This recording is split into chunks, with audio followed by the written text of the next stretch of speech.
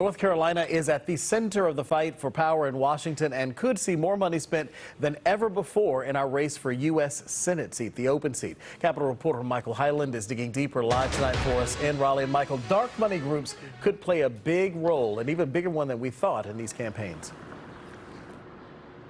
Yeah, experts who I talked to say what we're seeing in the primary is already unlike anything we've seen before, and outside groups are now lining up millions of dollars for the next fight in the fall.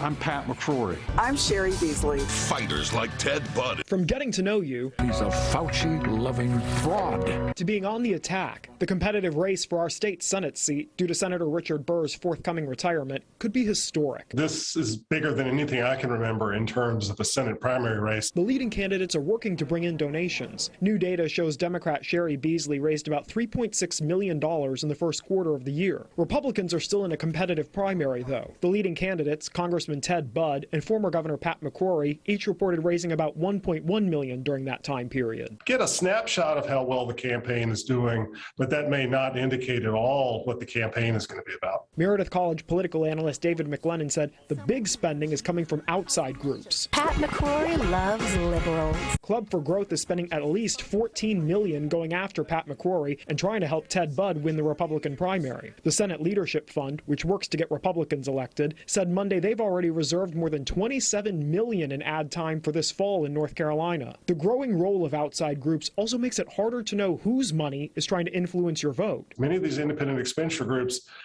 it really is behind a very difficult veil to see through. Campaigns and outside groups spent more than $300 million on North Carolina's Senate race in 2020 and could eclipse that this year. Wall-to-wall advertising for voters. Here in the Triangle, Club for Growth is also supporting Republican House candidate Bo Hines, who former President Trump endorsed. He raised about $119,000 in the first quarter, but Club for Growth is committed to spending 10 times that to try to help him in the primary. Live in Raleigh, Michael Hyland, CBS 17 News.